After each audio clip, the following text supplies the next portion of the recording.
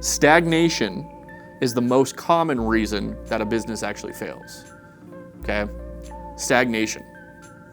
Because you don't understand the logistics behind your business, you're not using the information that you need or what's available, and you wake up every day, year after year, and nothing ever changes. Most businesses don't fail, they stall. The phone's busy, calendar's full, same fires as you put out last year. Everything just looks the same. Year in, year out, nothing really changes. Because stagnation actually kills more businesses than bad luck ever will. Hey everyone, I'm Alex Wells. I'm CEO and co-founder of Imprint Digital located in Loveland, Colorado. We've seen a great response to how we're approaching digital marketing and advertising for businesses across the country. I've been in the game now for just over 10 years, and I started this business after spending many times growing businesses over and over and over again. And what we did was we decided to take that, package it up, and create something special that business owners can truly appreciate. Here's the lie that most business owners are sold. Just work harder. I know, I get it. Hard work will change something. But the reality is, if you really aren't calculated in your approach on what you're really working towards, you're probably gonna end up very stagnant. So, what do business owners typically do? Well, maybe they invest in ads. Maybe they invest in SEO. Maybe they invest in a coach or two. So you need to really ask yourself, is it you? Maybe that's the problem. Because the reality is that sometimes a business's growth is actually fully dependent on the owner itself. And there's oftentimes a rhetoric out there that business owners will seek growth, want growth. But in order to do so, they actually have to be willing to grow themselves. There's a lot of personal aspects of who you are that are tied into the business. And growth is challenging. It's hard. It's gonna require a different person than you are today. Some people don't wanna change. They might say it, they might talk about it, they might tell their team, hey, we have these goals. I'd love to be able to grow this business in order to get everybody stoked and excited and bought in. But they really don't care. It's not about that. They don't wanna change. They don't want to look in the mirror. They don't want to recognize the challenges, the things that they actually truly have to work on in order for that to happen. Because growth is uncomfortable. And it's going to require that person to change, as well as the things within the business in order to get there.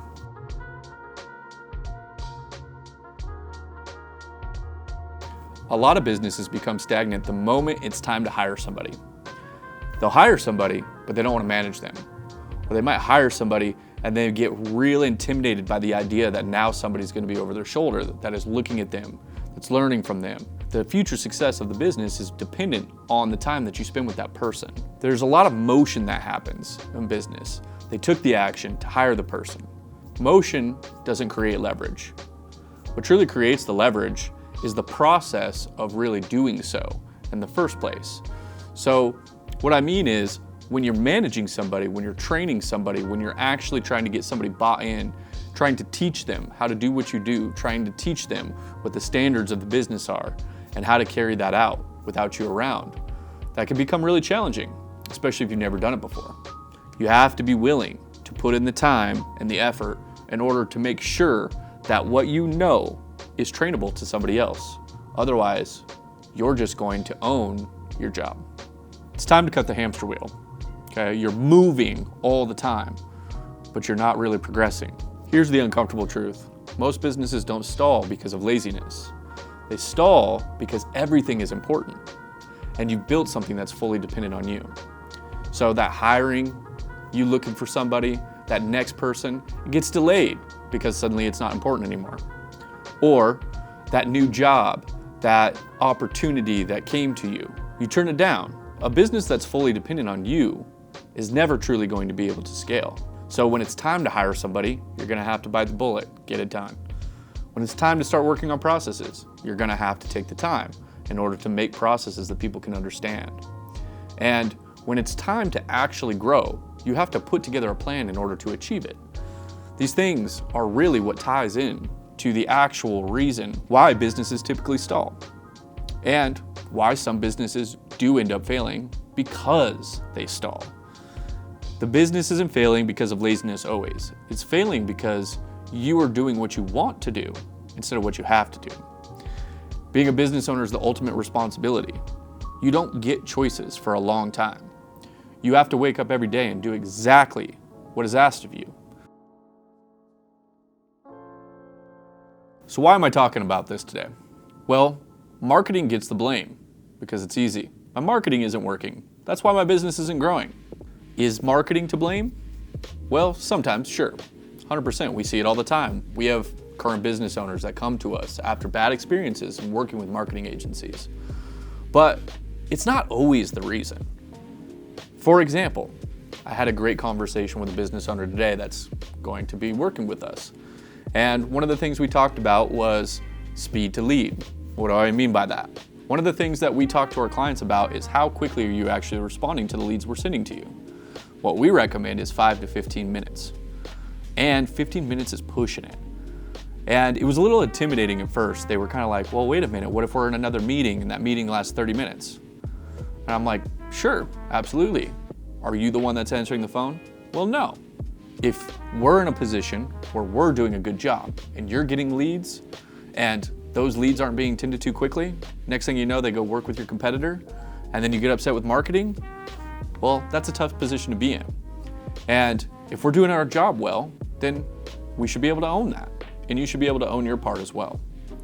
Another great example that we talk to clients about is how many appointment slots do you actually have available? Can you facilitate additional work that we're sending to you? And so one of the things we discussed with this business was, do you have 20 to 30 additional appointment slots available daily? And we were kind of unpacking that a little bit. Well, what do you need 20 to 30 appointment slots for? What does that actually mean? Well, is there schedule availability? If we were to send you 20 or 30 new jobs every single day, can you actually truly support that?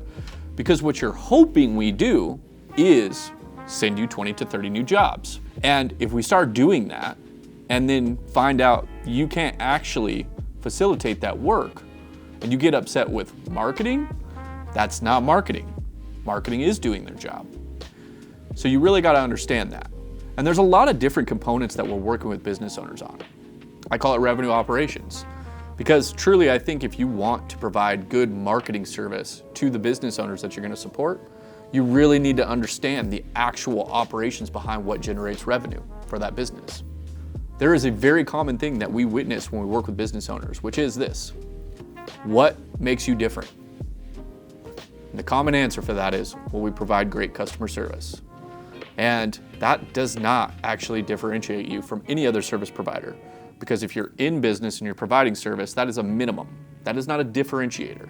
So what we really want to talk about when we're working with business owners on this is actually coming up with a unique position or a unique value proposition of what makes your business different. This is important because in marketing, if you're just marketing another concrete company, another HVAC company, another roofing company, and it says on your billboard, we provide great customer service, honestly, most people are going to laugh at you. You might not realize that, but it's true. So think about that when we actually amplify the volume up a little bit. We're running Google ads, we're running ads on Meta, we're doing search engine optimization, we're updating your website, we're thinking about what people truly see when they get to your website. And all it says is we provide great customer service, but your competitor down the road actually has a unique value proposition. Maybe they have promotions available for the services they're looking for. And on top of that, they have great reviews. Who do you think somebody's truly going to choose? But yet, was it marketing's fault? What is marketing's fault is not having that conversation honestly with you or being scared to do so. If you're working with a good marketing company, they need to have these types of conversations with you. And if you are the type of business owner that's just going to brush that under the rug and be like, well, great customer service, great customer service. I don't know what makes us unique. We're just a concrete company. What truly can be unique about a concrete company? Well, then it is our job as a marketer and as somebody that's actually trying to grow your business to have that type of a conversation with you. Okay, well, wait a minute here. I thought you wanted 20 to 30 new jobs a day. I thought you wanted your marketing to be successful. I thought you were frustrated with the fact that you weren't getting consistent lead volume from your ads. Well, it's because you weren't different. And there was probably many other things too. But like, truly, let's think about it. Is it marketing's fault? So marketing does not work without sales. Marketing and sales are neighbors and they borrow each other's sugar. And so when you're having marketing conversations, you should be having sales conversations, because you have to understand both sides of the equation here. If marketing is driving leads, sales should be closing them, okay? And sales has to be recorded. You need to monitor what's going on with sales calls. You need to be thinking about how those conversations are being navigated.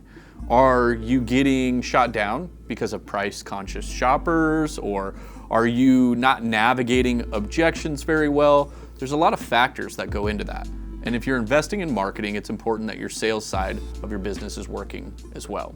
Something you have to remember as a business: factories don't rely on heroics, and airlines don't rely on good days. Businesses shouldn't function on good vibes. What you have to understand is that systems are such an integral part of a business. You shouldn't start a business without thinking about systems. I'll say that again. You should not start a business without thinking about systems, because systems are what truly replace you. And that's something you should have top of mind from day one, is how can I create an actual business? Not a job, a business. You might be the best wrench turner this side of the Mississippi, that you think I should go start a plumbing business. And you're just thinking, I'm the best plumber there's ever been. There ain't nobody like me. And because of that, I should be able to start a successful business. That's great. That's good. But one day you're gonna wake up and you're gonna be 50 years old, okay? And you're gonna be thinking about all of this time, the fact that you have no systems, you have no employees, you have no plan to replace you. That's not a business, that's a job.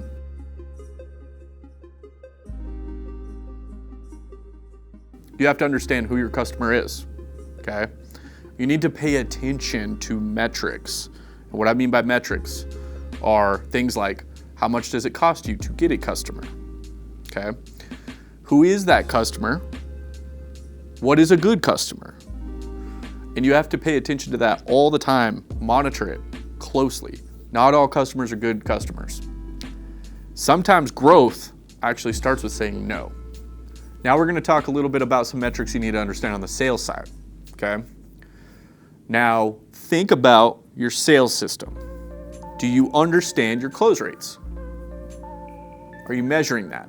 Do you understand how often somebody reaches out to the business and the percentage in which they're likely to close? Do you understand how many leads are going to close for every 10 leads that are sent to you? These are parts of your sales system you have to understand, okay? And we also need to understand, what's your average sale? What's the lifetime value of a new customer, okay? What is your top line revenue goal for the year? How much did you do in 2024? What was your average lifetime value for a new sale or a new customer in 2025? You should understand all of these things on the sales side of the business, okay?